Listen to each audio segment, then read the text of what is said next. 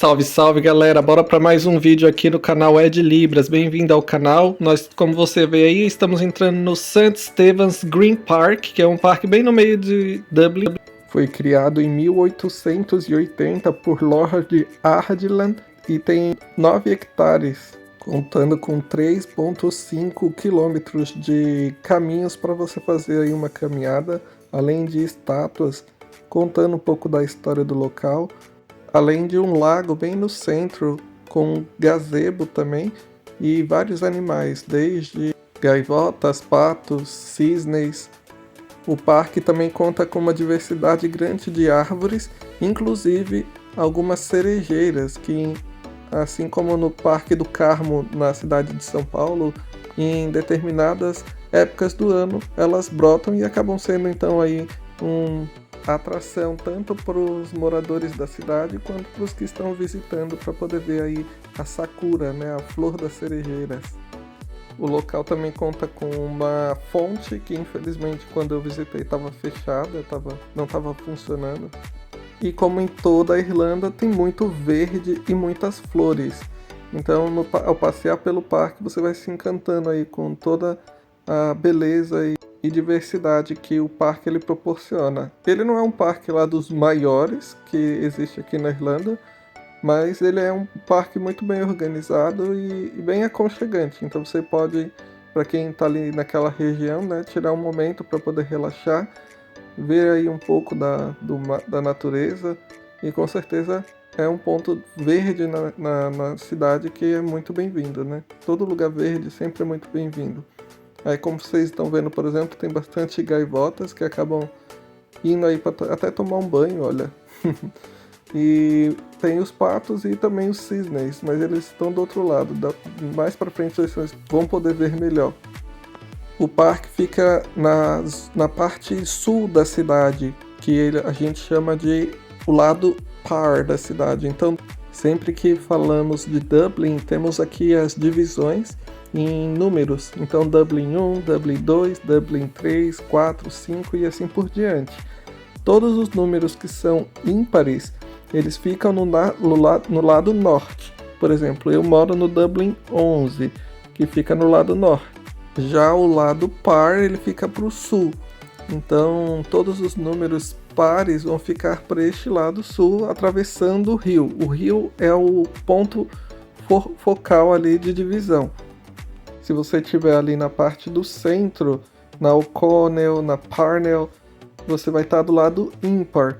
Então você tem que ir até o rio, fazer a travessia da ponte, né? Seja ela a Halfpenny ou as outras que tem disponível aí pela cidade, e vai no sentido ali do Temple Bar, no sentido da Trinity College.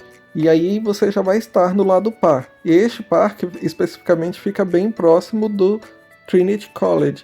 Então você vai chegar na região da Trinity College e vai andar um pouco mais para o sul e vai encontrar o parque.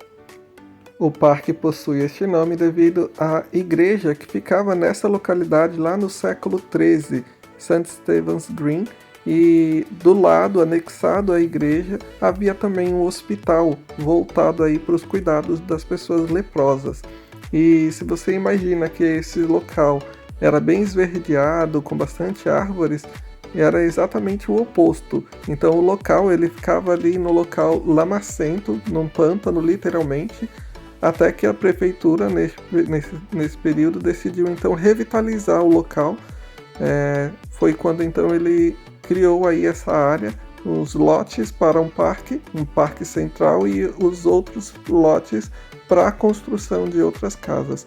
Então foi feito todo um preparo, toda uma construção para que esse parque ele viesse ali da lama para o que ele está aí construído hoje. Cada morador dos terrenos residenciais ao redor da área verde teria que plantar então por volta de 6 árvores cada um. E assim eles fizeram, e por volta aí de uns 10 anos depois o local já tinha inclusive o próprio jardineiro e se tornou também um local de encontro ali de pessoas muito importantes. Então um local muito requisitado por pessoas importantes da cidade. Alguns anos depois, o local ele já não estava mais tão bem requisitado, já estava abandonado, precisando de vários consertos. Então, deixou de ser ali um local de encontro da burguesia da cidade. Foi quando então o parque ficou sob responsabilidade dos moradores ao redor dele. Então as pessoas começaram a cuidar novamente dele e tornaram ele um local privado. Então somente quem tinha chaves do parque poderia então acessá-lo, o que foi mudado aí depois de alguns anos, quando o parque novamente tornou-se público. E isso após a criação da lei no ano de 1965. O nome importante para o parque foi Sir Arthur Guinness, posteriormente conhecido como Lord Ardilan, que comprou, reformou e entregou novamente à população. Isso aconteceu em 1877. A ideia dele era que o local se tornasse um belo refúgio para a população, um oásis de paz no meio da cidade. Ele redesenhou o parque, transformando-o próximo daquilo que conhecemos hoje. Foi dele, por exemplo, a ideia da criação de um lago, da ponte, de fontes e também do canteiro de flores.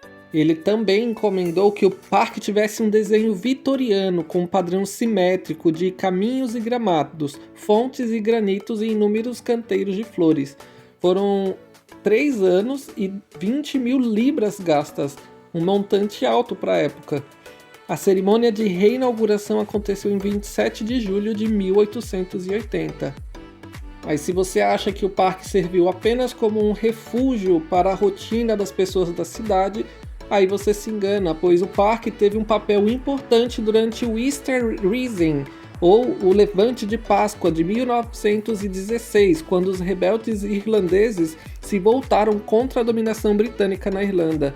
Naquele dia fatídico, o Irish Citizen Army, ou o Exército Civil Irlandês, assumiu o controle de locais que eram estrategicamente importantes na cidade de Dublin para o enfrentamento das potências britânicas. Entre esses pontos, os rebeldes, comandados ali por Michael Mallin e Constance, tomaram o controle de St. Stephen's Green, e as trincheiras assim foram cavadas e as estufas existentes na época foram usadas como postos de primeiro socorro. E ainda hoje, no Arco dos Fuzileiros, que é esse que você verá agora, ainda existem então preservados buracos de balas intactos em sua estrutura desta época.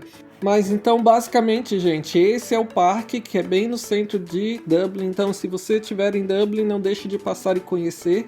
Aí vou mostrando algumas outras fotos do parque que eu acabei não filmando, mas tirei a foto para postar aqui para vocês. E não esqueçam de deixar o seu curtir no vídeo, comentar o que vocês têm achado aí dos vídeos de Dublin, o que vocês ainda têm curiosidade de ver que eu ainda não filmei.